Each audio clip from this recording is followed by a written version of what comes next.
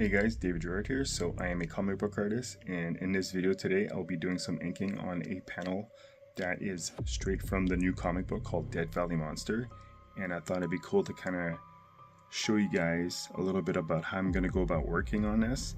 And I'm a traditional artist, so anybody who's trying to learn how to draw and ink and all that fun stuff, and who are basically trying to make their own comic book, well, I thought I'd give you guys an inside look and kind of show you a little bit about how I go about doing the process for doing a comic book. So let's get started. So here we go. There's my material. I got my markers ready, my page is all set, and then we're gonna get all set up, and then I'll show you how to draw and ink. Alright, we're here. So now we're all set up, and then I just basically got this panel here right from the comic book, and as you can see, these are already penciled, everything's detailed, and we're gonna get ready to get started. And I'm gonna go and talk a little bit about the story, and I'll get you guys an inside look on like what this whole story is about. So let's get started. So I'm gonna get started with the big markers. So usually what I do is every time I start a new panel, I try to get the boxes in with the markers, and I usually get a big Sharpie and do the outlines. So I'm gonna get these boxed in. I like this because I'm gonna start cleaning up the lines as I ink. So when you ink, don't forget that when you go over your pencil, you don't want to keep it too sketchy. You want to try to clean up your lines as you go along, so that way it's gonna give it a nice clean look. So fill these in. This is the fun part. And as you can see,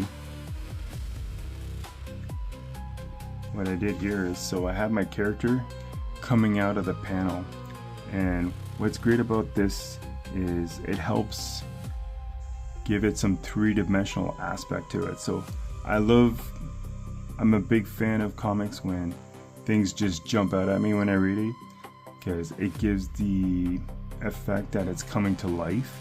So I'm a big fan of having characters coming out of the panel, and it helps emphasize the story and just makes it look all that much more dynamic, and it's really fun to kind of get the readers more engaged into the story. So it's important to kind of find ways to really help your art jump out, so the readers are more into the story as opposed to making it flat and boring. So keep that in mind when you create your comic books, is always find ways to improve and make your work stand out. And being a traditional artist helps because you can really just kind of get into it more, and being hands-on is really nice because you can have so much control in what you're creating, and it's way more fun. So right now I did the outline, and just keep in mind whenever you're doing your character, you want to like make sure you like tighten up those lines, make sure they all connect, make sure there's nothing loose, and make sure all the lines join together. But so now that we got that in, we're going to start with the outline. And usually with the outline, you want to make that line a little bit thicker, and then we're going to go inside and do the fine detailing with a smaller marker. So I'm going to go and I'm going to get started here. So usually when I start, it doesn't really matter where I start. I just kind of try to get the outline first, and I work my way in a little bit. So usually start with the head, or I start wherever, but like it doesn't really matter. You just want to make sure everything comes together nicely as you go along. So I'll go ahead with the hand here. Keep in mind when you're inking, try to keep your lines as smooth as possible. Follow the lines, but keep with the shapes. And don't make it too etchy. Try to make it like as clean as possible. But then again, every artist is very different. We all have our own styles, and that's what makes us all unique as an artist. So, but in my case, I try to incorporate a little bit of like an etched look, but like clean at the same time. But as you work, you kind of find your own style, and that's what makes you distinguished as an artist, is developing a style that works for you, that you understand, and you help develop a consistency with your work, so that way like your work becomes recognized by how you incorporate it. Because like when you look at every comic book done by different artists, you almost can tell by who did the art just by looking at the style. So, and that's the fun part about it, right? But with that said, so anybody who hasn't really followed me, I'm creating comic books based around horror, because I love horror and everything that is scary, and I love that kind of content. It just really intrigues. I like stuff that's mysterious, and it really grabs my attention. And this new book is basically about a cryptid. And anybody who doesn't know what a cryptid is, look it up. It's things that are mysterious. For an example, there's Bigfoot, there's the Loch Ness Monster. Those creatures are referred as cryptids because they're very, like, people, it's like a creature that's either make believe or could pass as a real thing. They're very skeptical creatures. Some people believe they're real, some people believe they're fake, but if you look it up, it's very interesting to read into it. But I thought I'd make a story and create a creature that's a cryptid, but I wanted to kind of create something new, just to kind of tell a new story. And I thought the concept behind this was really, really cool, and something that would intrigue people who love monsters and creatures, because I'm a big fan of monsters. I love creating monsters. There's something very, very fascinating about them. I like the mystery behind it, the unknown. Like, people are very like interested in the unknown stuff. So it's like, I thought, like, wouldn't it be cool to make a creature book about something I created, but like I basically kind of took my time and developed a story that would make sense and could almost pass as believable. But of course, it's make believe, but it's to make the story very convincing for the readers who want to get into it, right? So I thought it'd be fun to do a character who's got these very fascinating features. So I'm going to get into the story a little bit. So basically, the story opens up with we got two main guys that come into picture, and we find out they're cryptid hunters. And what these guys specializes is finding these creatures that lurk around the world, and they work through an agency that deals with supernatural creatures.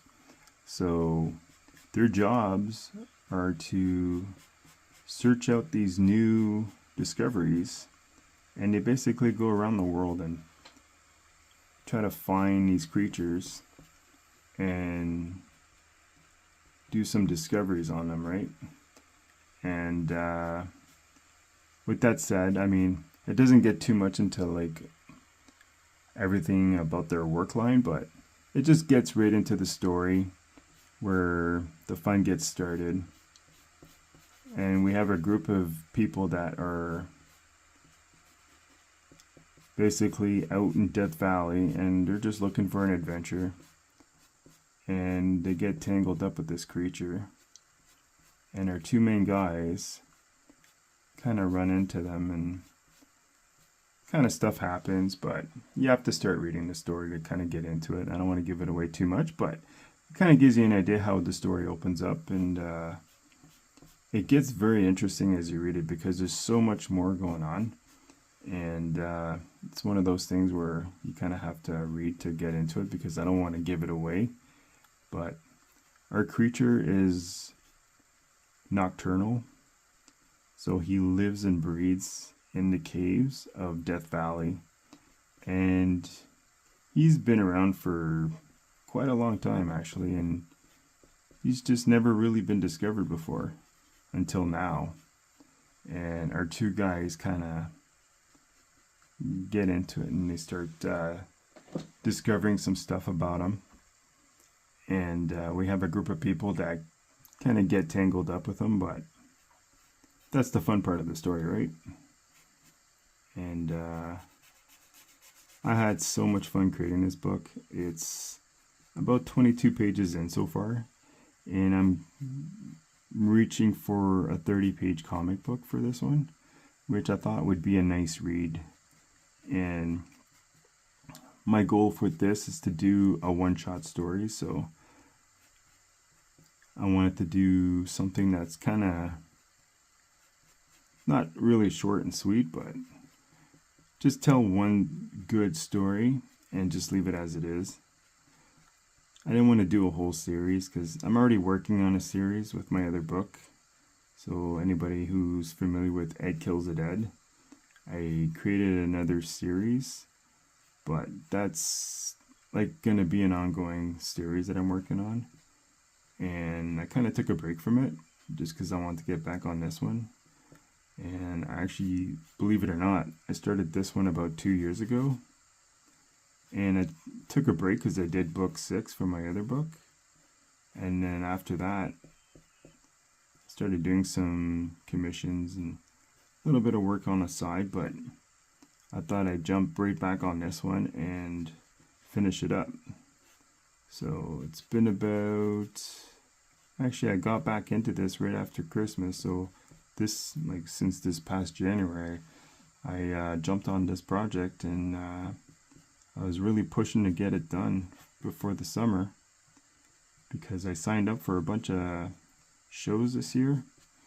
And what's exciting is there's a horror show coming in June in town, and I thought this would be perfect fit because it's dark horror. I wanted to introduce a new story to the fans of something fresh and new that people have never heard of before.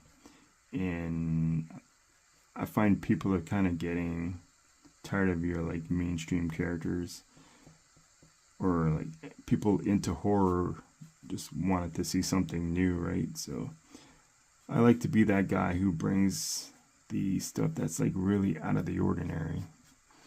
And this guy is definitely out of the ordinary. I mean, just take a good look at him. He's got a skull for a head with these hollow eyes. Doesn't really have a mouth. He just has like a jawline with like jagged teeth. He's got horns with spikes. And he's got like claws for fingers. He's just covered in spikes. He's just a really nasty looking dude. But he's a lot of fun to draw. I'm really getting into this, but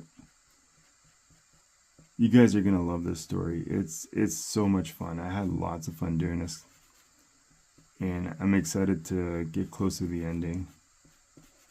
But yeah, I can't wait.